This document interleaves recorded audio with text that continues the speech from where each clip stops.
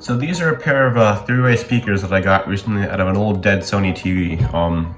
The TV itself was maybe like 2 years old, but the owner told me that it had shipping damage, so we bought it in to get recycled. These are actually among the nicest flat screen TV speakers I've seen to date.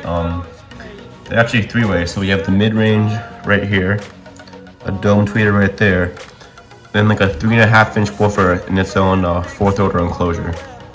This is not the first time I've seen a design like this, so I've also got here these Samsung TV speakers here.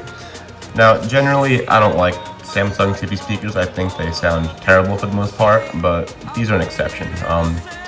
They have just like these, your same old fourth order woofer configuration. However, instead of a tweeter, you've just got your typical Samsung oval full range. These sound pretty good, but nothing compared to these. Unfortunately, Samsung has glued the panel over the woofer, so we can't see the cone. However, this one's screwed, so we'll have a look under there later. As for these were mounted like this, with both the base port and the mid-range firing downwards. These were mounted in a similar configuration. However, the mid-range and tweeter fired outwards through those small slits in that metal sheet, and the base port fired downwards, essentially loading off whatever surface was under it. Here's the part number of each speaker. One more interesting note, the woofer itself is 6 ohms, 10 watts.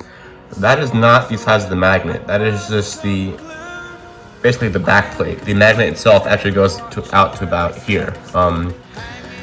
Tweeter is mounted right there, and then these are actually both the magnets for the mid-range.